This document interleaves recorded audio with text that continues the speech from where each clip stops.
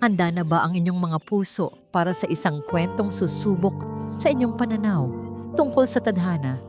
Halina't pakinggan natin ang isang paglalakbay na magpapatunay na minsan ang mga pinakamagandang pagkakamali sa buhay ay hindi sinasadya. Sabi nila, ang unang impression daw ay mahalaga. Pero paano kung ang unang tingin ay isang pagkakamali?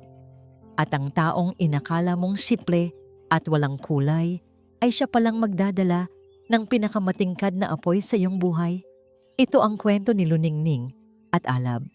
Isang malalim na buntong hininga ang pinakawalan ni Luningning Valencia habang pilit na pinapakalma ang sarili sa loob ng kanyang sasakyan. Kanina pa, kumukulo ang dugo niya. Muli niyang sinulyapan ng huling text message mula sa kaibigan niyang si Belle. Ning, talo ka na. Isang linggo na lang, pag di mo pa nahanapan ng date si Dalisay, manlilibre ka sa atin ng buffet for 1 month. Fair is fair. Ah! Inis niyang bulong habang hinahampas ang manibela. Kainis. Bakit ba kasi ako pumayag sa pustahang to? Ang dahilan? Ang kakambal niyang si Dalisay. Mahal na mahal niya ang kapatid, pero minsan, ang sobrang kabaitan at pagkamahiyain nito ay nakakainis na. Sa edad na 26, ni minsan ay hindi pa ito nagkaka-boyfriend. Palagi itong nakatago sa likod ng mga libro o sa loob ng bahay. Kaya naman, sa isang inuman kasama ang mga kaibigan, nagyabang si Ning. Ako ang bahala kay Dalisay. Give me 1 month at mahahanap ko ang perfect guy para sa kanya. At ngayon, 1 buwan na ang lumipas. 1 linggo na lang ang natitira sa palugit at wala pa rin siyang mahanap. Lahat ng sinubukan niyang iset up para sa kapatid ay bigo. Kaya naman, napilitan siyang gawin ang isang bagay na labag sa kanyang kalooban. Ang maghanap ng estranghero sa isang bar. Pinatay niya ang makina ng sasakyan at huminga ng malalim bago bumaba. Nasa tapat na siya ng Salidumay, isang bar na may itsurang luma pero komportable. Hindi ito ang tipo ng lugar na maingay at magulo. Tama lang para sa kanyang misyon.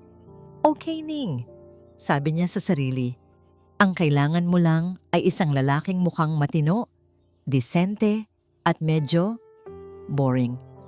Yung tipo na hindi sasaktan ng puso ni Dalisay. Pagpasok niya sa loob, agad siyang sinalubong ng malamyos na tunog ng isang acoustic singer. Ang ilaw ay medyo madilim at amoy alak at kahoy ang paligid. Iginagala niya ang kanyang mga mata.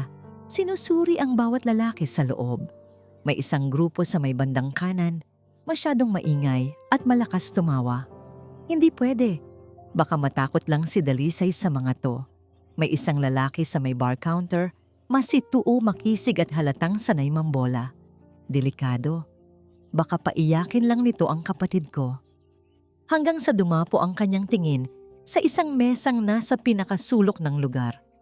May isang lalaking mag-isang nakaupo roon, nakatitig lang sa baso ng beer sa kanyang harapan.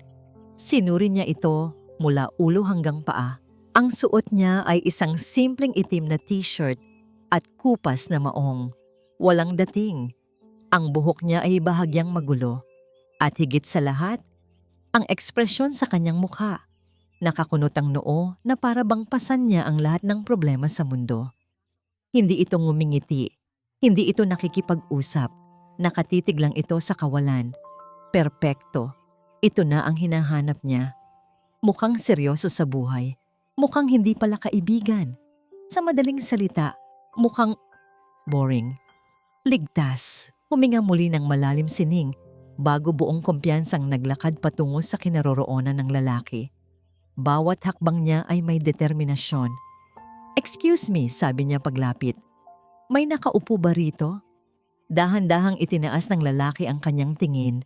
Madilim at malalim ang kanyang mga mata at tila nagulat pa ito na may kumausap sa kanya. Tinitigan siya nito saglit bago umiling. Wala. Isang salita lang. Walang ngiti. Walang, sure, have a seat. Magaling. Ito na talaga yon. Umupo si Ning sa tapat niya at inilahad ang kamay. I'm Ning. Tiningnan lang ng lalaki ang kanyang kamay. bago muling tumingin sa kanyang mukha. Hindi nito inabot. Bagkus, uminom ito mula sa baso. Okay, sagot nito sa mababang boses. Napahiyaman ng bahagya, hindi nagpatinag sining. At ikaw si... hindi mahalaga, sagot nito. At muling ibinalik ang tingin sa baso. Napasimangot sining. Wow, ang friendly mo naman. Sarkastiko ang kanyang tono. Anong ginagawa mo rito? Mukhang hindi ka naman nag-e-enjoy. Sa wakas, tiningnan siya nito ng diretsyo. May bahid ng inis sa mga mata nito. Nakikita mo bang may ginagawa ako? Umiinom. Nag-iisa. Hanggang sa dumating ka. Sa halip na mainis, mas lalong nakumbinsi sining. Yes, moody at masungit. Perfect para hindi habulin ng ibang babae. Si Dalisay lang ang makakatiis dito. Look, sabi ni Ning, nilakasan ng loob. May kapatid ako. Mahiyain. Mabait. Simple lang. At sa tingin ko, bagay kayo. Isang sarkastikong tawa ang kumawala sa lalaki, pero hindi umabot sa mga mata nito. At paano mo naman nasabi yan? Ilang sandali pa lang tayong magkakilala. Intuition. Mabilis na sagot ni Ning. Nakikita ko sa'yo. Seryoso ka. Mukhang matino. Hindi kayong tipo na manloloko. Tinitigan siya nito ng matagal na para bang sinusuri ang kanyang pagkatao. Sa isang saglit na ilang sining sa titig nito, may kung anong bigat sa mga matang iyon. Maya-maya, bahagya itong umiling at sumandal sa upuan. Mukhang hindi ako ang hinahanap mo, sabi nito sa kanya. Pero baka kilala ko kung sino. Binaliwala ni Ning ang sinabi nito. Para sa kanya, nagpapakipot lang ito. Huwag ka nang mahiya. Sige na, tulong mo na sa kapatid ko. Kinuha niya ang kanyang cellphone. Handang ibigay ang numero ni Dalisay. I-text mo siya. Magpakilala ka. Sabihin mo, kaibigan ka ni Ning. Dalisay ang pangalan niya. Maniwala ka sa akin, magkakasundo kayo. Tiningnan lang ng lalaki ang kanyang determinadong mukha. Tapos ay sumulyap ito sa may pintuan ng bar na para bang may hinihintay. Sige na please. Pagmamakaawa ni Ning. Para sa kapatid ko. Sa wakas, bumuntong hininga ito na parang sumusuko na. Sige, iwan mo ang numero. Bahala na. Para kay Ning, sapat na ang sagot na yon. Isinulat niya ang numero ni Dalisay sa isang tissue at maingat na inilapag sa mesa. Salamat! Masayang sabi ni Ning. Hindi mo to pagsisisihan. Tumayo siya at sa huling pagkakataon, nginitian niya ang lalaking masungit. Hindi pa rin itong ngumiti pabalik. Mabilis na lumabas ng salidumay si Ning. Pakiramdam niya ay nagwagi siya sa isang malaking laban. Nakahinga siya ng maluwag pagkapasok sa kotse. Misyon, nagtagumpay. Habang pinaaandar niya ang sasakyan, tumunog ang kanyang cellphone. Isang text message mula kay Dalisay. Nakangiti niya itong binuksan. Ning, ang bait niya. Magkikita kami ulit bukas. Salamat! Napahagik-gik si Ning, puno ng pagmamalaki sa sarili. Sabi ko na nga ba ako pa. Di bulong niya sa hangin. Walang kamalay-malay na ang lalaking pinasalamatan ng kanyang kapatid ay hindi ang masungit na estrangherong nakausap niya sa sulok ng salidumay. Lumipas ang mga araw na naging linggo. Para kay Luningning, ang bawat araw ay isang patunay ng kanyang galing. Ang pustahan ay hindi na problema. Nanalo na siya. Ang mas mahalaga, nakikita niya ang unti-unting pagbabago sa kanyang kakambal na si Dalisay. Kinumusta niya ako kanina.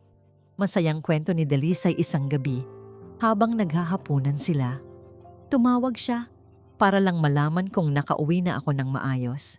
Napangiti si Ning. Sabi ko sa'yo mukha lang siyang masungit pero may tinatagong kabaitan. Masungit? Nagtatakang tanong ni Dalisay. Hindi naman. Sa katunayan, sobrang kalmado niya magsalita. Nakakapanatag. Bahagyang kumunot ang noo ni Ning. Kalmado? Yung lalaki sa bar, parang laging handang makipag-away.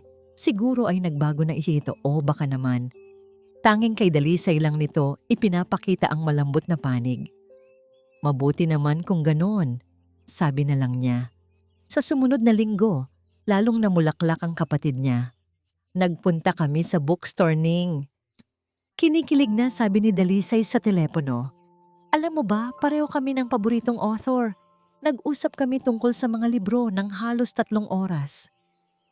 Muli, isang butil ng pagtataka ang sumibol sa isip ni Ning. Ang lalaking nakita niya sa salidumay ay mukhang mas babagay sa construction site kaysa sa loob ng isang bookstore. Pero iwinaksi niya ang pagdududa. Ang pag-ibig nga naman nakakapagpabago ng tao. Isang hapon, habang nagmamaneho pa uwi mula sa trabaho, napadaan siya sa isang malaking construction site. Naipit siya sa traffic. Habang inip na naghihintay, napatingin siya sa mga trabahador. At doon, sa gitna ng abala, nakita niya ito. Ang lalaki mula sa salidumay. Nakasuot ito ng hard hat at construction vest. Seryosong nakikipag-usap sa isang inhinyero habang nakaturo sa blueprint. Ang boses niya, kahit malayo, ay may bigat at autoridad. Nakakunot ang noo nito. Ang eksaktong ekspresyon na nakita niya sa bar. Walang bahid ng pagiging kalmado o mahilig sa libro. Isang busina ang mula sa likuran ang gumising sa kanya. Umusad na pala ang traffic. Habang papalayo, hindi niya maialis ang tingin sa salamin sa gilid. May kung anong hindi tugma.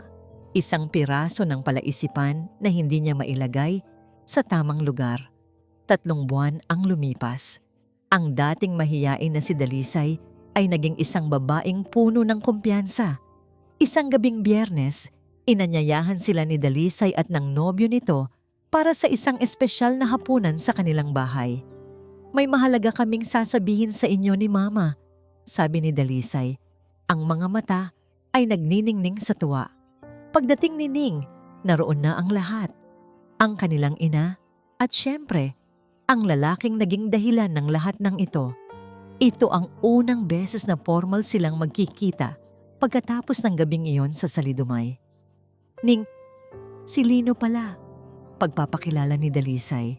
Humarap ang lalaki sa kanya at sa isang iglap, tila huminto ang pag-ikot ng mundo ni Ning.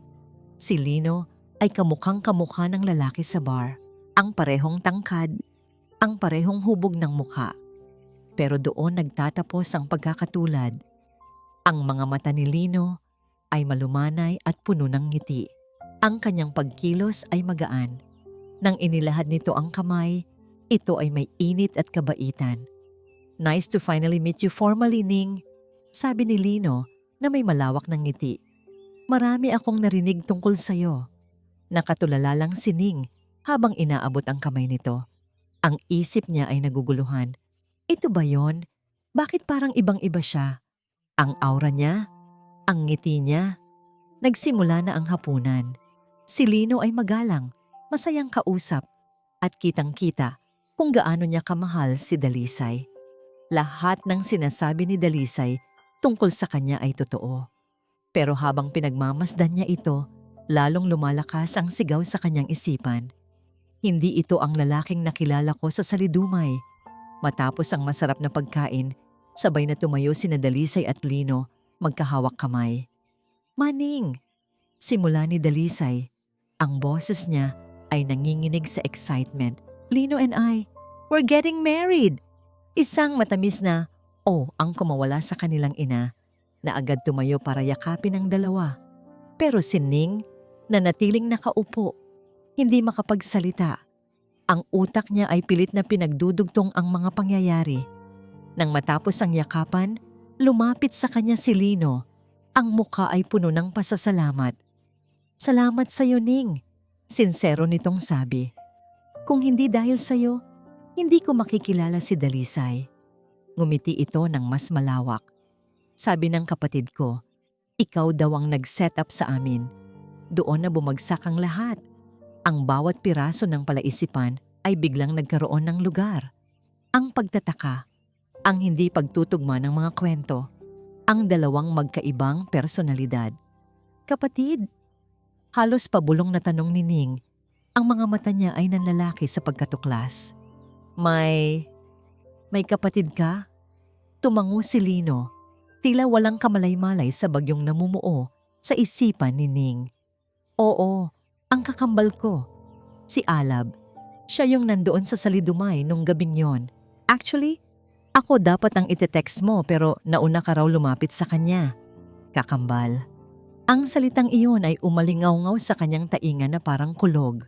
Alab. Kaya pala may kung anong apoy sa mga mata nito. Ang lalaking masungit. Ang lalaking laging nakakunot ang noo. Ang lalaking may mabigat na aura na hindi niya malimutan. Hindi pala si Lino iyon. Nakatitig lang si Ning kay Lino sa masayang mukha ng kanyang kapatid, sa singsing na kumikinang sa daliri nito. Napagtanto niya ang lahat. Ang buong pundasyon ng kaligayahan ng kanyang kapatid ay nagsimula sa isang malaking pagkakamali. Ang kanyang pagkakamali. At ngayon, ikakasal na ang kanyang kapatid. At siya ay magiging hipag ng lalaking pinakaayaw niya sa lahat, ang lalaking hindi man lang nag-abalang itama ang kanyang pagkakamali. Naalala pa ni Alab Serrano ang gabing iyon sa Salidumay. Dapat sana ay isa lang iyong simpleng gabi. Isang gabi ng pag-iisa, pag-alala at pag-inom para lunurin ang isang alaala na pilit niyang tinatakasan. Pero sinira iyon ng isang babaeng bigla na lang sumulpot sa harapan niya. Isang babaeng nagngangalang Ning. Alab, samahan mo na ako. Pakiusap ni Lino sa kanya kanina bago sila umalis ng bahay. Kinakabahan ako. Paano kung hindi kami mag-click nung ka-blind date ko? Bakit kailangan pa kitang bantayan? Malaki ka na. Inis na sagot ni Alab, pero kinuha pa rin niya ang susi ng kanyang pickup truck. Kahit kailan, hindi niya matanggihan ang kakambal niya. Nagkasundo silang mauuna si Alab sa Salidumay. Uupo siya sa isang sulok, magmamasid at titiyakin na maayos ang lahat para sa kapatid niyang mas mahiyain pa sa isang dalaga. Pero hindi niya inaasahan ang pagdating ng isang buhawi. Isang buhawi na may kumikinang na mga mata at kumpiyansang nag-uumapaw. Luningning Ning Valencia. Nang lapitan siya nito, ang unang pumasok sa isip ni Alab ay, sino to? Maganda ito? Hindi niya maipagkakaila. Pero may kung anong kapangahasan sa kilos nito na parehong nakakainis at nakakabighani. At nang sabihin nito, ang kanyang pakay, ang ihanap ng matinong date ang kapatid nito. Gusto sana ni Alab matawa ng malakas. Siya? Matino? Pagkatapos ng lahat ng pinagdaanan niya, ang salitang matino ay parang isang insulto. Pero nakita niya ang desperasyon sa mga mata nito. At sa halip na itama ito, sa halip na sabihing, Miss, hindi ako ang hinihintay mo. Yung kapatid ko ang may blind date, ay hinayaan niya lang ito. May kung anong bahagi sa kanya na na-curious. Gusto niyang makita kung hanggang saan ang kayang gawin ng babaeng ito. Kaya nang ibigay nito ang numero, alam niyang hindi siya ang tatawag. Ipapaubaya niya yon kay Lino, ang tunay na matino at kalmado sa kanilang dalawa. At tama nga ang hinala niya. Nag-click ang dalawa. Ngayon, ilang buwan na ang nakalipas at heto sila. Nakaupo sa isang coffee shop, pinag-uusapan ng plano para sa kasal ni Lino at Dalisay. At sa tapat niya, nakaupo ang babaeng nagsimula ng lahat ng ito. Si Ning. Mula nang malaman nito ang katotohanan noong gabi ng engagement party, hindi na siya nito tinantanan ng masasamang tingin. Kung nakamamatay lang ang mga titig, malamang ay kanina pa siya nakaburol. So, sabi ni Ning, binubuklat ang isang wedding planner's notebook na may sobrang higpit na para bang gusto na nitong mapunit. Para sa mga bulaklak, I suggest stargazer lilies and carnations, vibrant and full of life. Masyadong magarbo, sagot ni Alab. Hindi inaalis ang tingin sa mukha nitong halatang naiinis. Mas maganda ang baby's breath. Simple lang. Simple, Alab, kasal to, hindi burol. Giit ni Ning. Kailangan masaya ang kulay. Ang kasal ay tungkol sa dalawang tao, hindi sa mga bulaklak.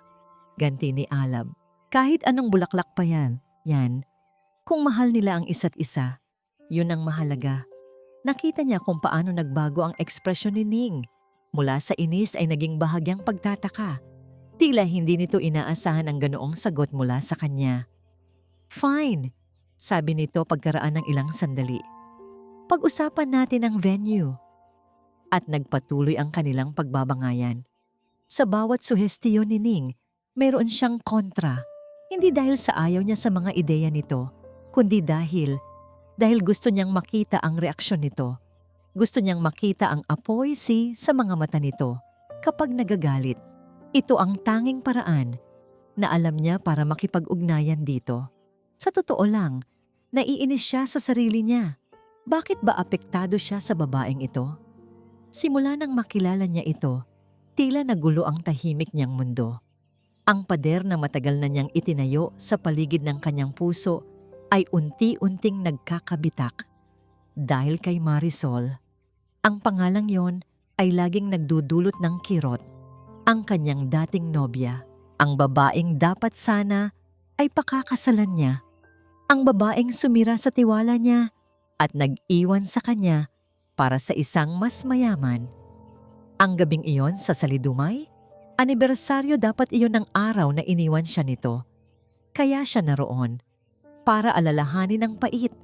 Pero dumating si Ning at sa isang iglap, ang pait ay napalitan ng inis, pagtataka at kung ano pang hindi niya mapangalanan.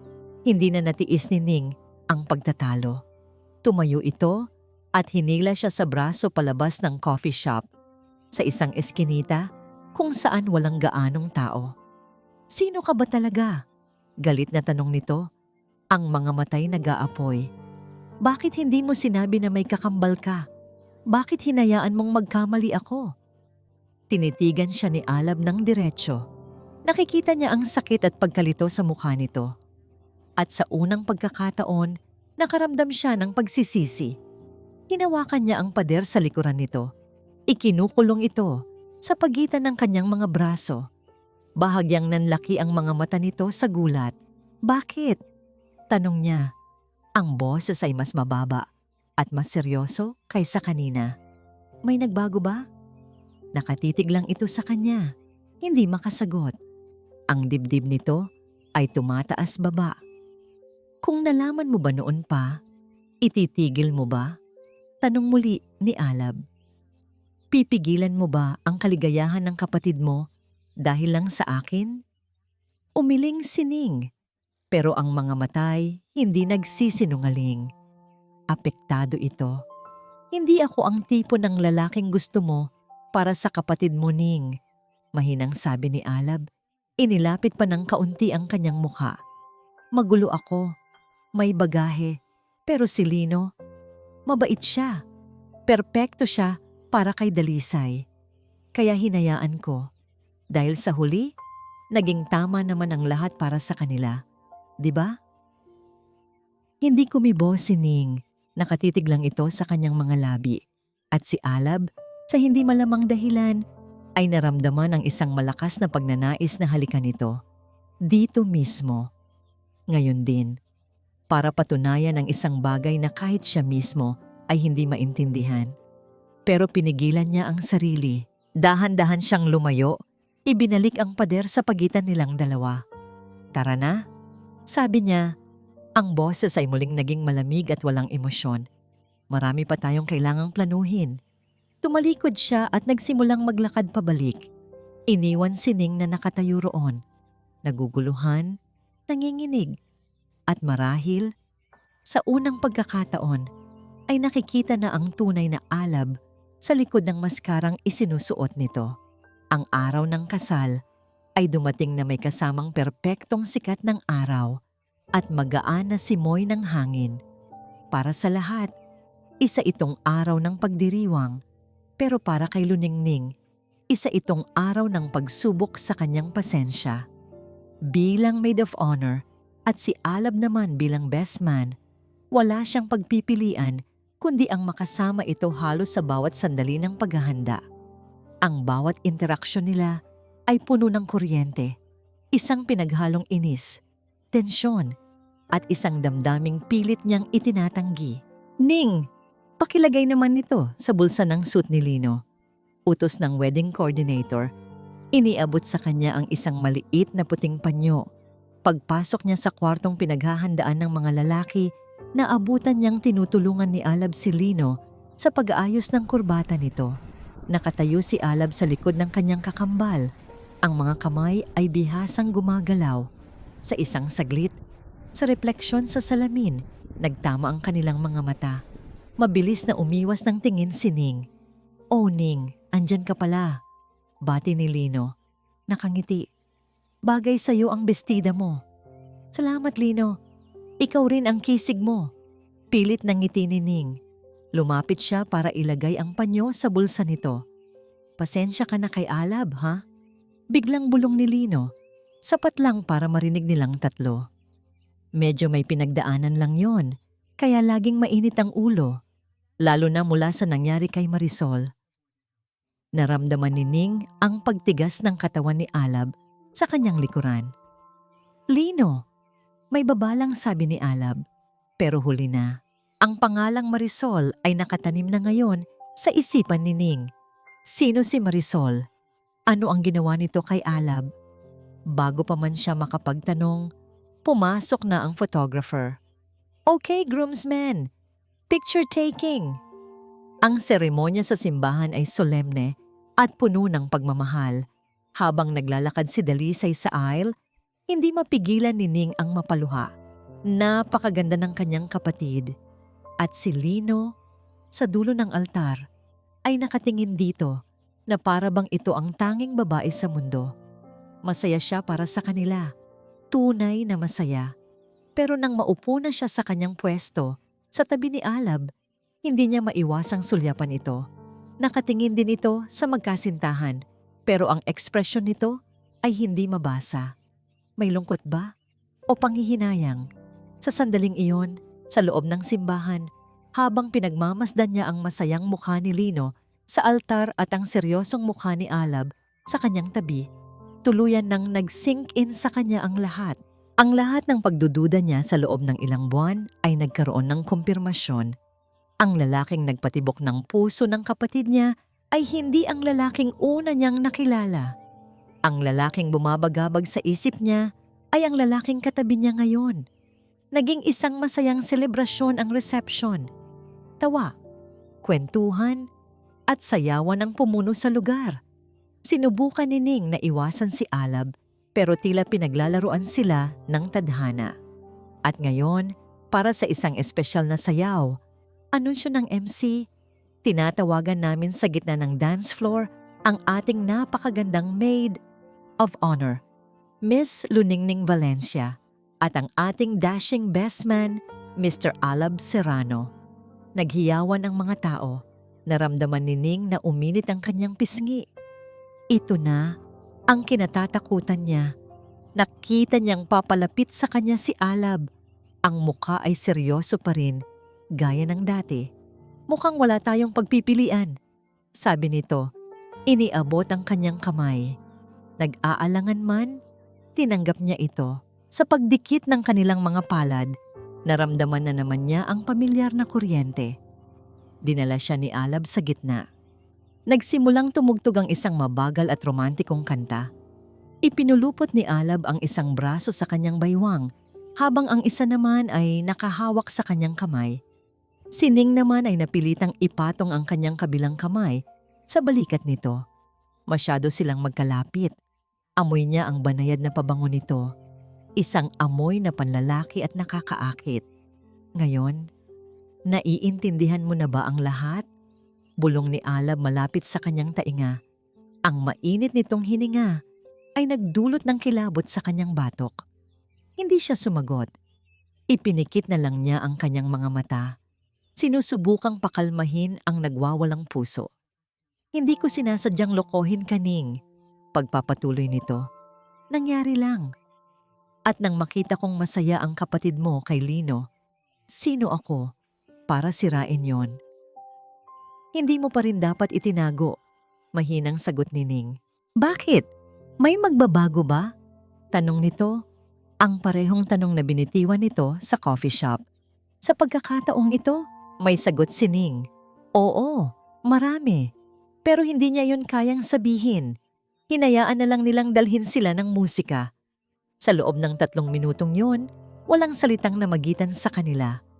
Tanging ang pagtibok ng kanilang mga puso at ang mga tinging nagtatanong. Sa bawat pag-ikot, mas lalong humihigpit ang hawak ni Alab sa kanyang baywang. At si Ning, sa halip na lumayo, ay mas lalong napapalapit. Nang matapos ang kanta at bago pa man sila makahiwalay sa isa't isa, isang malakas na palakpakan ang gumising sa kanila. Tila pareho silang natauhan. Mabilis silang bumitaw sa isa't isa. Kailangan kong uminom ng tubig, sabi ni Ning, at mabilis na tumalikod. Hindi na hinintay ang sagot ni Alab. Nagpunta siya sa may veranda para magpahangin. Ang puso niya ay kumakarera pa rin. Bakit ganito ang epekto ng lalaking yun sa kanya? Ilang sandali pa, naramdaman niyang may tumabi sa kanya. Hindi na niya kailangang lumingon. Alam niyang si Alab iyon.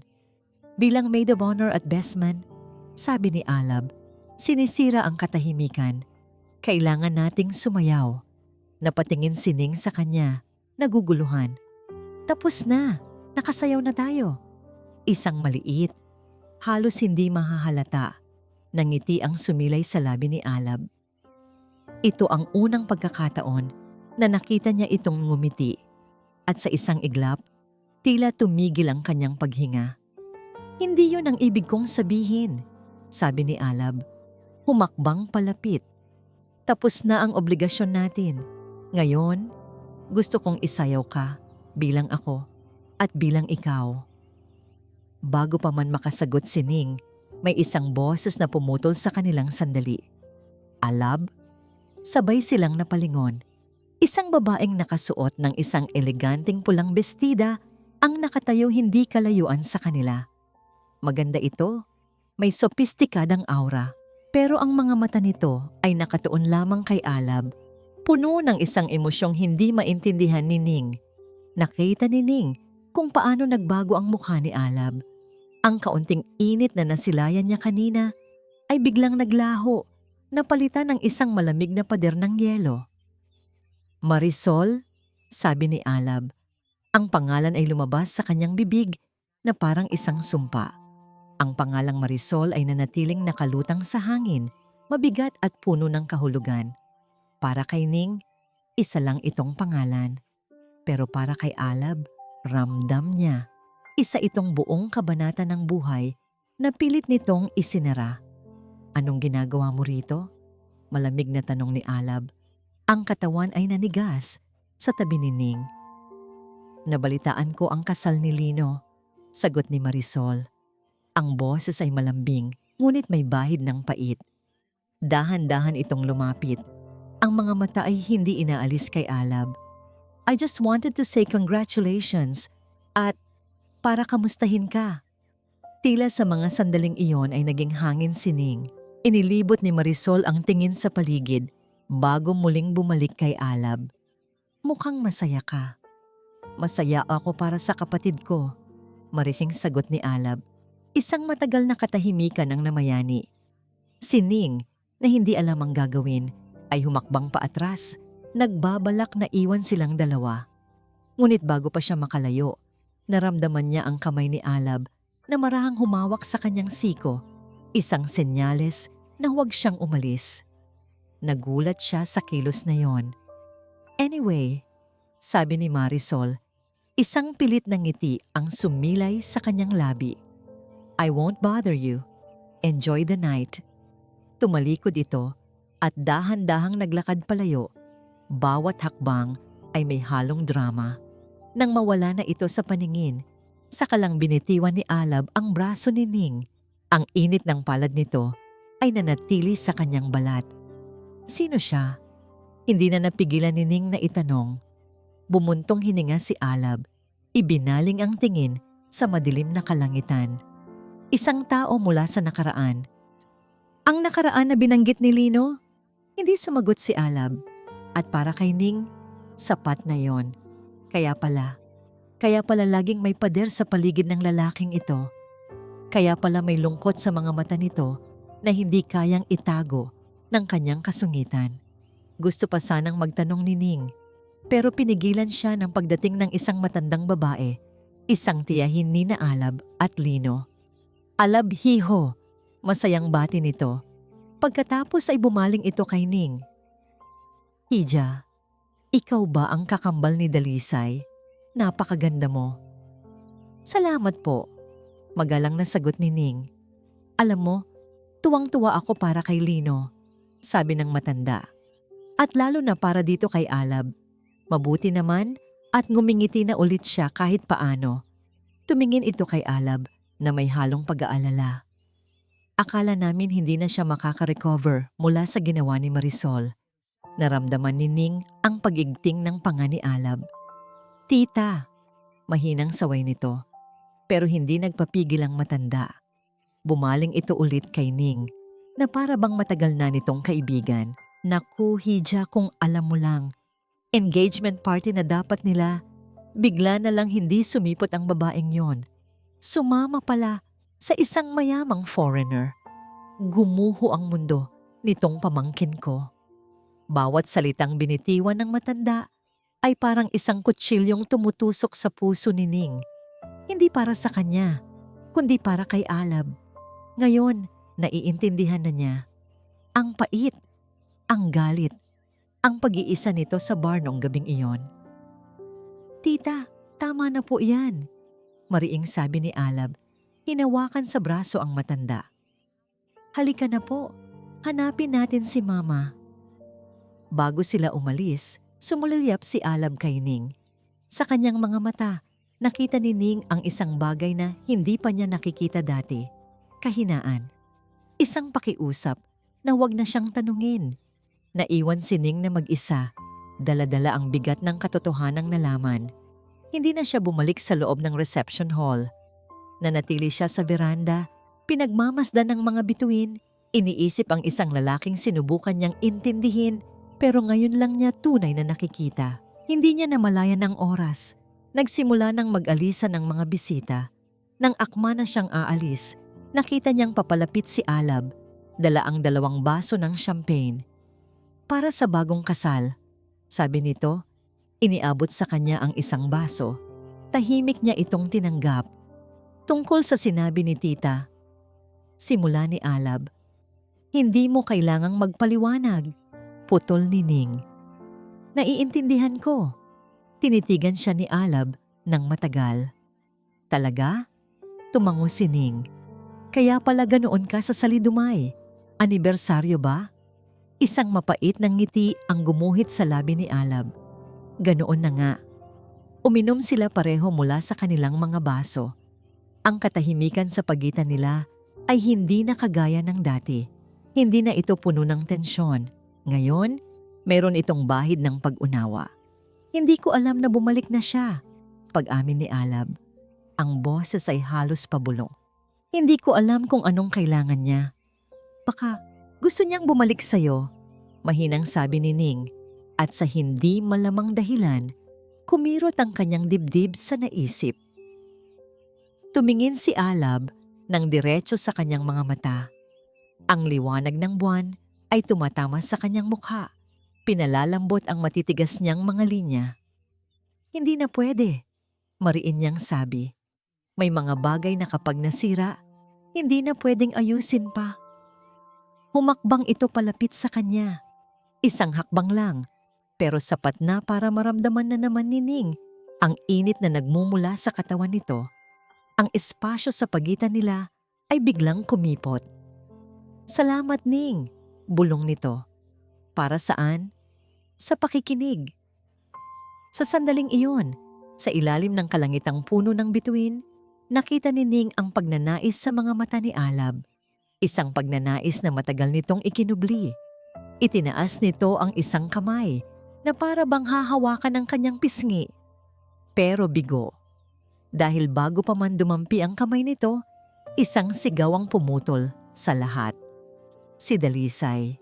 Ning, Alab, Halik kayo!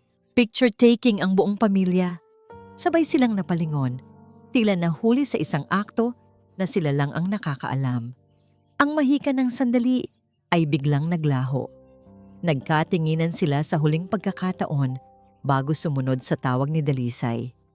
Ang sayaw ng kanilang mga puso ay muling naudlot at isang bagong kabanata ng pagsubok ang naghihintay sa pagdating ni Marisol. Lumipas ang isang linggo mula ng ikasal sina Dalisay at Lino. Para kay Luningning, ang isang linggong yon ay puno ng pag-iisip. Paulit-ulit na bumabalik sa kanyang alaala ang mga sandali nila ni Alab sa veranda. Ang paraan ng pagtitig nito, ang muntik ng paghaplos sa kanyang pisngi, at ang bigat ng mga salitang binitiwan nito. Sinubukan niyang kumbinsihin ang sarili na wala lang iyon. Nadala lang iyon ng emosyon ng kasal.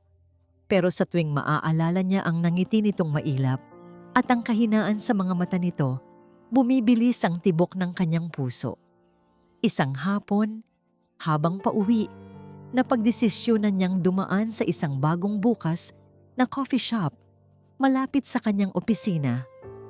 Habang pumipili ng orderin, isang pamilyar na boses ang kanyang narinig. "Gusto ko lang namang mag-usap tayo, Alab. 5 minuto lang." Napalingon si Ning.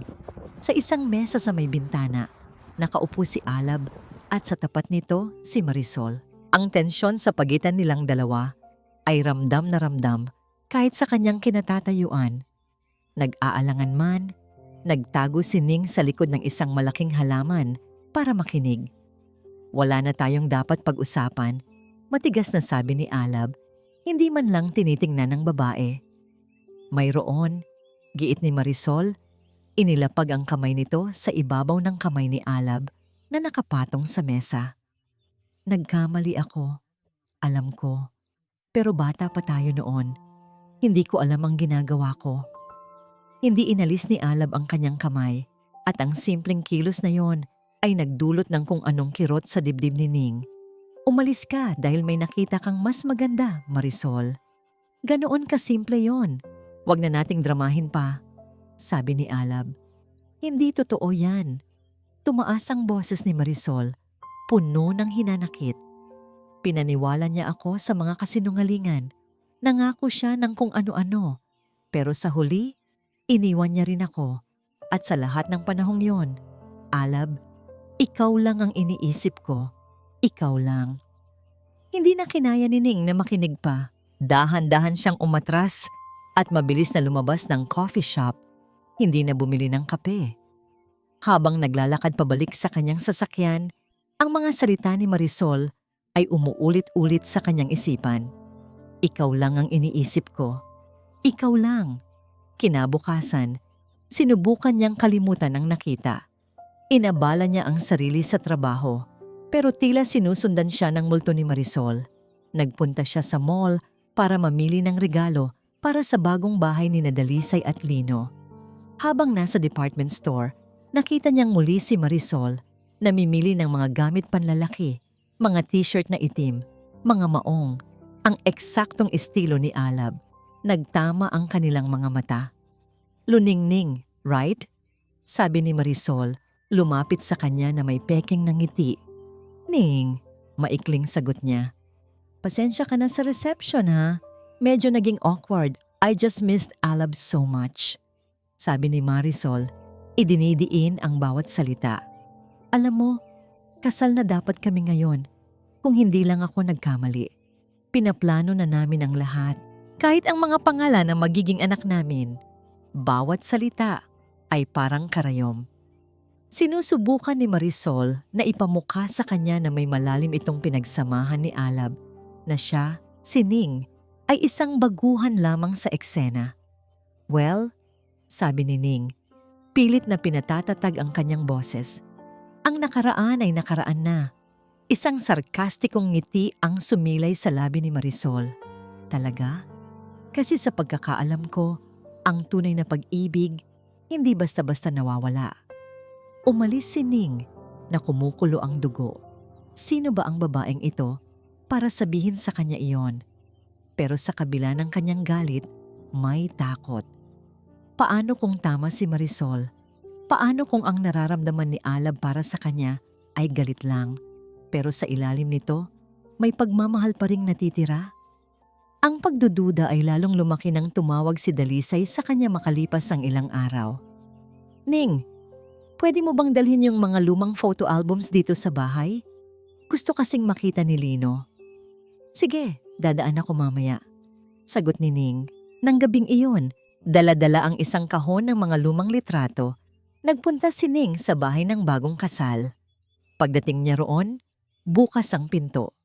Pumasok siya, pero walang tao sa sala.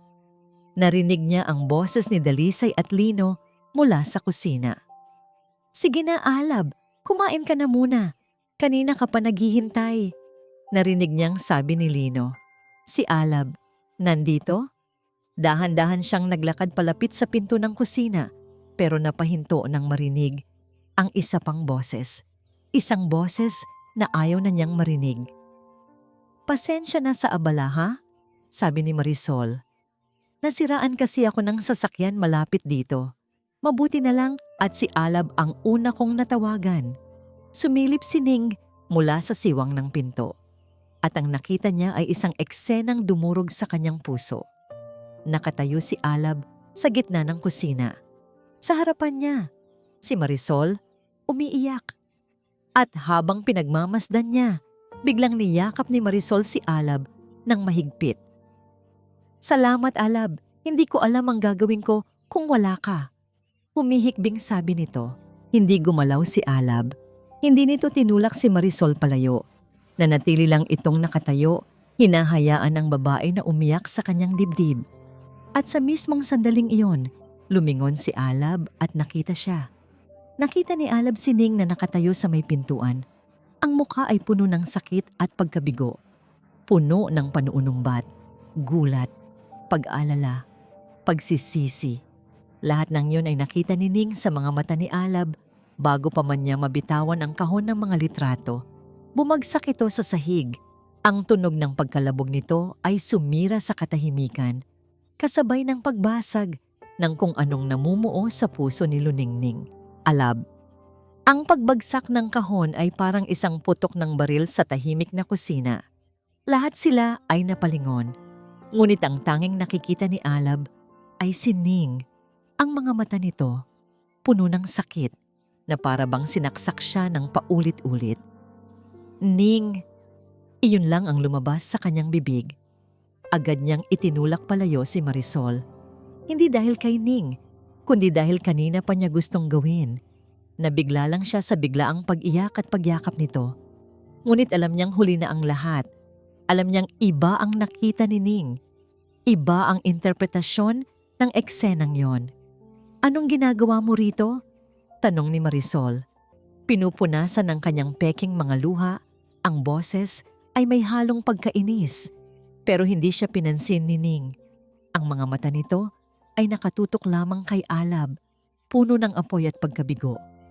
Kaya pala, sabi ni Ning, ang boses ay nanginginig sa pinipigilang galit. Kaya pala, ang hirap mong basahin. Kasi hanggang ngayon, siya pa rin. Ning, hindi yan totoo. Mabilis na sabi ni Alab, humakbang palapit. Magpapaliwanag ako. Magpapaliwanag? Isang mapait na tawa ang kumawala sa mga labi ni Ning. Para saan pa, Alab? Nakita ko na. Nakita ko na ang kailangan kong makita. Pumasok na sa eksena sina Lino at Dalisay, halatang naguguluhan. Anong nangyayari dito? Tanong ni Dalisay, lumapit sa kapatid.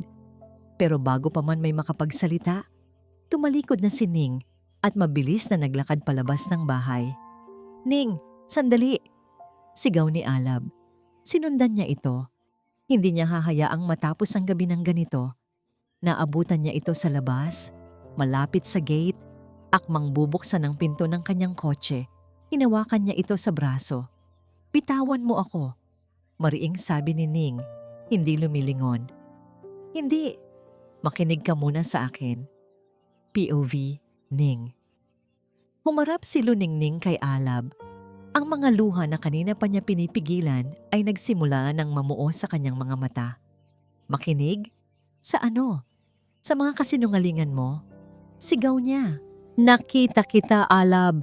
Nakita ko kung paano kanya niyakap at wala kang ginawa. Hinayaan mo lang. Naggulat lang ako. Depensa ni Alab. Hindi ko yun inaasahan. Hindi mo inaasahan? O baka naman, nagustuhan mo?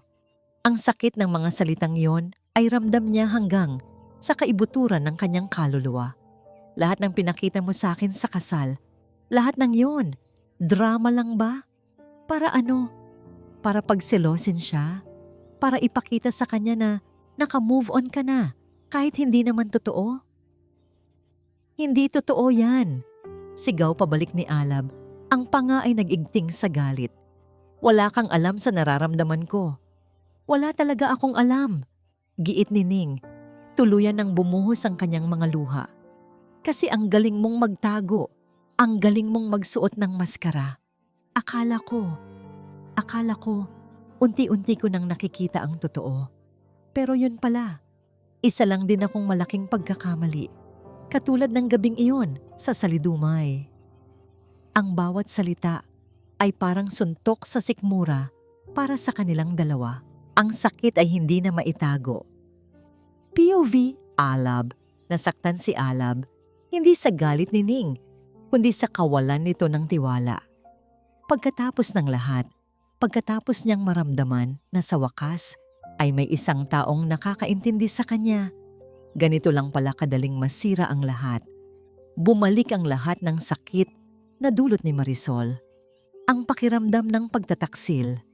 Kung yan ang gusto mong paniwalaan, sabi niya, ang boses ay bumalik sa pagiging malamig at walang emosyon, isang mekanismo ng depensa.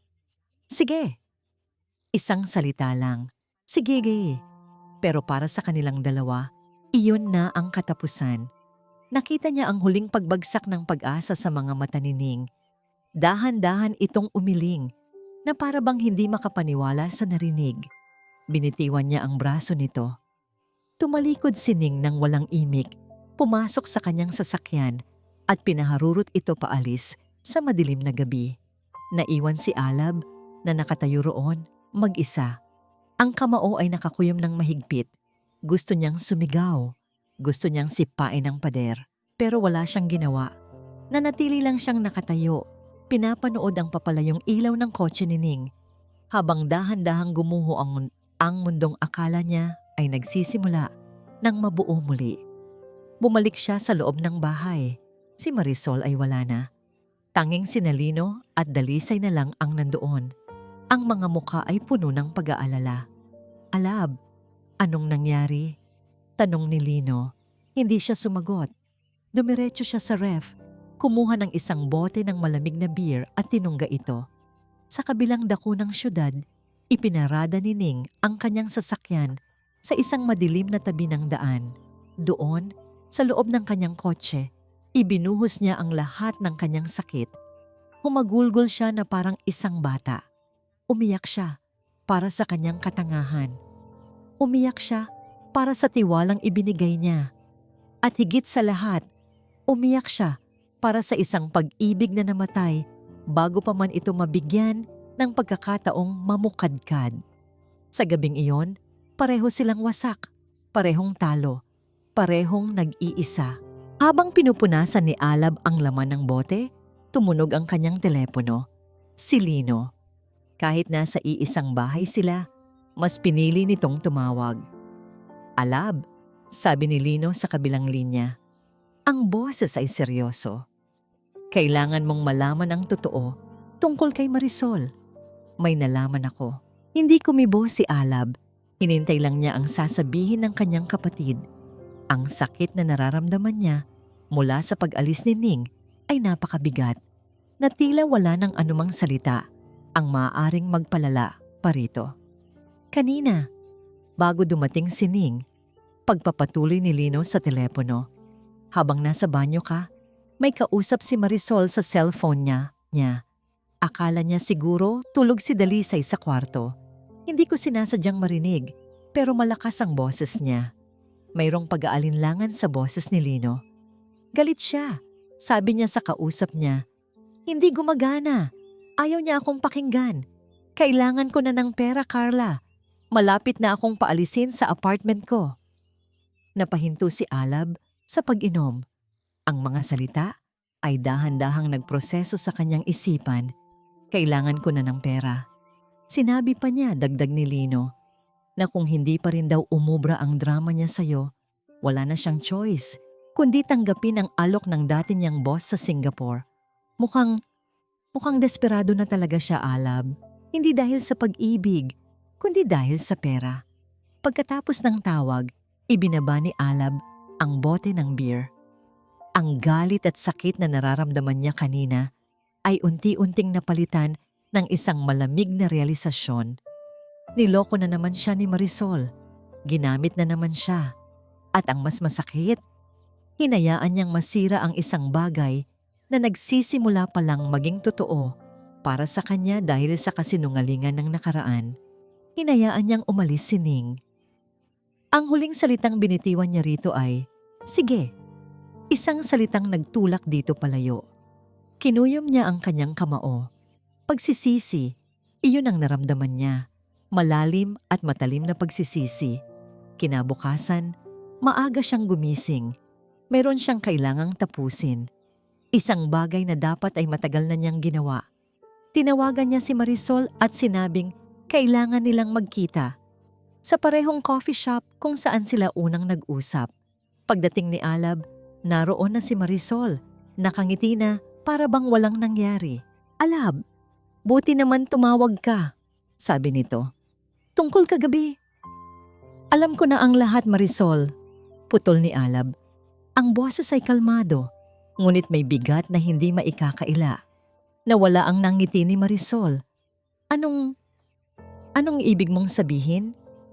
Narinig ni Lino ang usapan ninyo sa telepono. Tungkol sa pera, tungkol sa Singapore. Tinitigan niya ito ng diretso sa mga mata. Walang emosyon. "Tapos na ang laro, Marisol. Hindi na ako ang tangang lalaki na iniwan mo noon." Namutla si Marisol. Sinubukan pa nitong magdahilan, umiyak, at humingi ng tawad. Pero sa pagkakataong ito, hindi na tumatalab kay Alab. Ang puso niya ay sarado na para dito. "Tapos na tayo, Marisol. Noon pa," mariin niyang sabi. Ang puso ko may iba nang tinitibok. Tumayo siya. "Sana mahanap mo ang hinahanap mo, pero hindi na sa akin." Iniwan niya si Marisol na umiiyak sa coffee shop. Walang galit, walang pait. Tanging isang pakiramdam ng kalayaan. Sa wakas, malaya na siya sa multo ng nakaraan. Ngunit, may isa pa siyang kailangang ayusin. Ang pinakamahalaga sa lahat. Nagmaneho siya papunta sa opisina ni Ning. Alam niyang nandoon ito. Pero hindi siya pumasok. Hindi pa ito ang tamang oras para sa mga salita. Ang mga salita ang sumira sa kanila. Kailangan niya ng isang bagay na mas malakas pa roon. Nagpark siya sa di kalayuan at naghintay. Nang sumapit ang 5:00 ng hapon, nakita niyang lumabas si Ning. Ang mga mata nito ay bahagyang maga. Ang mga balikat ay tila may mabigat na pasanin. Nasaktan siyang makita itong ganoon. Hinintay niyang makaalis ang kotse nito bago siya bumaba. Lumapit siya sa guard ng building. "Manong, para kay Miss Luningning Valencia po," sabi niya. Iniabot ang isang maliit na sobre. "Pwede po bang pakibigay sa desk niya bukas ng umaga? Importante po." Nangako naman ang guard. Sa loob ng sobreng yon ay walang sulat ng pagpapaliwanag o paghingi ng tawad. Tanging isang piraso lang ng papel. Isang ticket. Isang ticket para sa isang acoustic night. Isang espesyal na event na gaganapin sa isang pamilyar na lugar. Ang Salidumay. POV Ning. Pagod na pagod si Ning. Buong araw, pilit niyang itinuon ang sarili sa trabaho. Pero ang isip niya ay lumilipad sa nangyari kagabi. Ang sakit ay nandoon pa rin, sariwa at kumikirot. Pagdating niya sa kanyang apartment, humiga lang siya sa kama. Hindi na nagabalang magbihis. Niyakap niya ang unan at muling umiyak. Bakit kailangang maging ganito kasakit? Kinabukasan, pumasok siya sa trabaho na walang gana. Ang mundo ay tila nawalan ng kulay. "Ma'am Ning, may nag-iwan po nito para sa inyo kagabi," sabi ng receptionist. Iniabot sa kanya ang isang maliit na sobre. Nagtataka man, binuksan niya ito. Sa loob, nakita niya ang isang tiket. Ang mga salita ay tila tumalon mula sa papel at dumiretso sa kanyang puso. An evening of second chances, acoustic night at Salidumay. Salidumay, ang lugar kung saan nagsimula ang lahat ng gulo. Ang lugar kung saan nagsimula ang kanyang pinakamalaking pagkakamali. Bakit? Bakit binibigyan siya ni Alab nito? Isa ba itong paanyaya? O isang paalala ng kanilang masalimuot na simula? Tinitigan niya ang tiket buong araw. Ang isang bahagi niya ay gustong punitin ito at itapon. Kalimutan na si Alab. Kalimutan na ang lahat. Pero may isang maliit, nagmamakaawang tinig sa kanyang puso. Ang tinig na nakakita ng lungkot sa mga mata ni Alab. Ang tinig na nakaramdam ng kuryente sa kanilang pagsasayaw. Ang tinig na umaasang baka sakali, mayroon pang pagkakataon. Dumating ang gabi ng event. Nakatayo si Ning sa labas ng kanyang apartment. Suot ang isang simpleng bestida. Hawak niya ang tiket sa isang kamay at ang susi ng kotse sa kabila. Pupunta ba siya? O hahayaan na lang niyang tuluyang magwakas ang kanilang kwento sa sakit at hindi pagkakaunawaan? Nakarating si Luningning sa tapat ng Salidumay, ngunit hindi siya kaagad bumaba. Ang puso niya ay naghahalo-halo ng kaba at takot. Paano kung isa na namang pagkakamali ang pagpunta niya rito? Paano kung lalo lang siyang masaktan?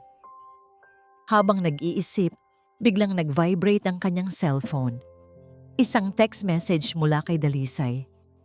"Kung nasaan ka man ngayon, ate, sundin mo ang puso mo.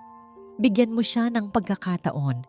Bigyan mo ang sarili mo ng pagkakataon. You both deserve it." Ang simpleng mensahe na yon mula sa kanyang kakambal ang nagbigay sa kanya ng lakas. Huminga siya ng malalim, pinatay ang makina ng kotse at bumaba. Ang Salidumay ay mas abala kaysa sa dati. Ang entablado ay may kaayusang pang-acoustic night at ang mga tao ay masayang nag-uusap. Hinanap ng kanyang mga mata si Alab pero hindi niya ito makita. "Ma'am Ning," napalingon siya. Isang waiter ang lumapit sa kanya. Pinapasabi po ni Sir Alab, doon daw po kayo sa may veranda. Itinuro ng waiter ang isang pinto sa gilid na hindi niya napansin noon. Nag-aalangan man, sumunod siya. Ang pinto ay patungo sa isang maliit at pribadong veranda, malayo sa ingay sa loob. May isang mesang nakahanda para sa 2 tao, may kandila sa gitna, at sa ibabaw ng mesa ay may isang tangkay ng stargazer lily, ang bulaklak na pinagtatalunan nila noon. At doon, nakatayo si Alab, nakasandal sa rehas, nakatingin sa madilim na kalangitan. Nang marinig nito ang kanyang pagdating, dahan-dahan itong lumingon. Ang ekspresyon sa mukha nito ay isang pinaghalong kaba at pag-asa. "Dumating ka," sabi nito. Ang boses ay halos pabulong. "Bakit, Alab?" Iyon lang ang nais sa tinig ni Ning. "Bakit dito?" "Dahil dito nagsimula ang lahat ng gulo." Sagot nito, lumapit sa kanya. "At gusto kong dito rin magsimula ang pag-aayos natin sa gulong yon." Hindi siya gumalaw. Hinintay niya kung ano ang susunod nitong sasabihin. "Nakausap ko si Marisol," panimula ni Alab. "Tinapos ko na ang kung anumang kailangan tapusin. Wala na siya, Ning. Ang totoo, matagal na siyang wala sa buhay ko. Ang anino na lang niya ang nandito at hinayaan kong sirain noon ang kung anong meron tayo." Huminga ito ng malalim, tila nag-iipon ng lakas ng loob. "Noong gabing una tayong nagkita." "Oo, anibersaryo iyon ng sakit. Pumunta ako rito para magpakalunod sa pait. Pero dumating ka. Isang buhawi, ginulo mo ang tahimik kong pag-iisa. Nainis ako sa'yo pero ginising mo rin ako. Tinitigan siya nito ng diretso sa mga mata. Ang lahat ng pader, lahat ng maskara ay nawala. Ang nakikita na lang ni Ning ay ang kaluluwa ni Alab. Ikaw ang nagturo sa akin kung paano muling magtiwala, Ning. Kahit na sa pinakamaingay at pinakamagulong paraan, pinilit mong buksan ang pinto ng puso ko kahit ayaw kong papasukin ka. At noong gabi sa bahay ni Nalino, noong nakita ko ang sakit sa mga mata mo, nasaktan ako dahil alam kong ako ang may kasalanan. Ako ang sumira sa tiwalang sinimulan mong ibigay. Ang mga luha ay nagsimula na namang mamuo sa mga mata ni Ning. Pero sa pagkakataong ito, hindi dahil sa sakit, kundi dahil sa sinseridad na naririnig niya. Mahal kita, Luningning. Pag-amin ni Alab, ang boses ay basag sa emosyon. Mahal kita, hindi dahil sa perpekto ka, kundi dahil sa lahat ng kapintasan mo. Mahal ko ang pagiging maingay mo, ang pagiging matapang mo, ang pagiging mapanghusga mo minsan. Mahal ko ang lahat ng iyon dahil iyon ang bumubuo sa'yo. At iyon ang nagpagaling sa akin. Hindi na napigilan ni Ning ang kanyang mga luha. Tuluyan na itong bumuhos. Akala ko, humikbi siya. Akala ko laro lang ang lahat. Hindi. Mabilis na sabi ni Alab, hinawakan ang kanyang mga kamay. Mainit. Matatag. Ito na ang pinakatotoong naramdaman ko sa buong buhay ko. Inilapit ni Alab ang kanyang mukha. Sa pagkakataong ito, wala nang dalisay na sisigaw. Wala nang marisol na darating. Sila lang dalawa. At dahan-dahan, marahahan, hinagkan siya nito. Ang halik ay hindi mapusok. Ito ay puno ng pag-unawa, ng pagsisisi at ng pangako. Isang halik na nagsasabing, pasensya na. Isang halik na sumisigaw ng, heto na ako, simulan natin ulit. Nang maghiwalay ang kanilang mga labi, idinikit ni Alab ang kanyang noo sa noo ni Ning. Bigyan mo ako ng isa pang pagkakataon. Bulong nito. Tumango si Ning. Hindi makapagsalita. Hinayaan na lang ang kanyang mga luhang maging sagot. Sa gitna ng kanilang katahimikan, may kinuha si Alab mula sa kanyang bulsa. Hindi ito singsing, isa itong susi. Hindi pa ito singsing, sabi nito.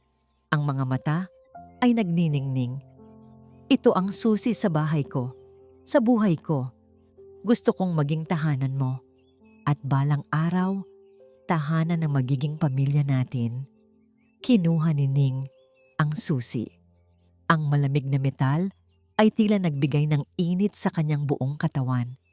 Tumingin siya kay Alab at sa unang pagkakataon, isang tunay at masayang nangiti ang sumilay sa kanyang mga labi. "Oh, Alab," sabi niya. Oo. Lumipas ang isang taon ng paghilom, pag-unawa at higit sa lahat, pagmamahal. Ang bahay ni Alab ay naging bahay na rin ni Ning. Ang bawat sulok nito ay napuno ng kanilang mga tawa, ng kanilang mga bangayan na nauuwi sa halik at ng mga pangarap na sabay nilang binuo. Ang dating laging nakakunot na noo ni Alab ay napalitan na ng mga ngiti, lalo na kapag si Ning ang dahilan. At si Ning naman, natutong maging mas mapagpasensya at makinig, hindi lang sa sinasabi ng bibig, kundi pati na rin sa sinisigaw ng puso. Isang hapon, habang abala silang dalawa sa pag-aayos ng kanilang hardin, isang bagay na pareho nilang natutunang mahalin, biglang lumuhod si Alab sa damuhan. "Alab, anong ginagawa mo? Madudumihan yung pantalon mo." Natatawang sabi ni Ning. Hawak-hawak ang isang pandilig. Ngumiti lang si Alab at may kinuha mula sa kanyang bulsa. Sa pagkakataong ito, hindi na ito susi. Isa na itong maliit na kahon. "Sinabi ko sa iyo noon na hindi pa yun singsing," sabi ni Alab. Ang boses ay seryoso, ngunit puno ng pagmamahal. Pero sa tingin ko, ngayon na ang tamang panahon. Binuksan niya ang kahon. Sa loob, isang simpleng singsing na may kumikinang na bato ang naghihintay. Nanlaki ang mga mata ni Ning at nabitawan niya ang pandilig. Luningning Valencia, sabi ni Alab. Tinititigan siya sa mga mata. Ikaw ang pinakamalaking pagkakamali na naging pinakatamang nangyari sa buhay ko. Will you marry me? Tumango si Ning, hindi na napigilan ang mga luhang masayang dumaloy sa kanyang pisngi. Oo, Alab, oo naman.